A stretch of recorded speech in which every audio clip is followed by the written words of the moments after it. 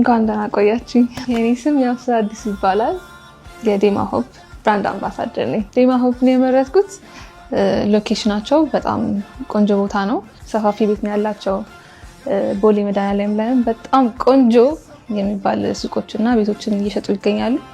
እኔም ሱቅ ገዝቻለሁ፣ እናንተም ግዙ።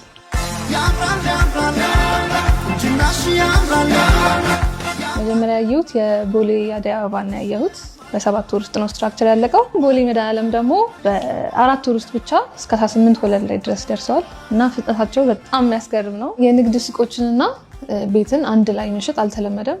ሌክዠሪ ናቸው። ለነጋዴዎችም አሪፍ ይመስለኛል። ብዙ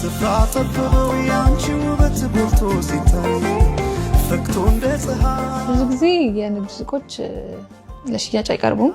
ዴማ ሆፕ ግን ያቀርባል። የንግድ ሱቆችን ደግሞ ተመራጭ የሚያደርገው ለቦሌ ኤርፖርት እና ለስቴዲየም በጣም ቅርብ ስለሆነ በጣም ደስተኛ ነኝ። ዴማ ሆፕ ሪል ስቴት በጣም ታማኝ ናቸው። በገቡት ቃል መሰረት የሚያስረክቡ ናቸው። እናንተም ግዙ፣ ቤተሰብ ሁኑ።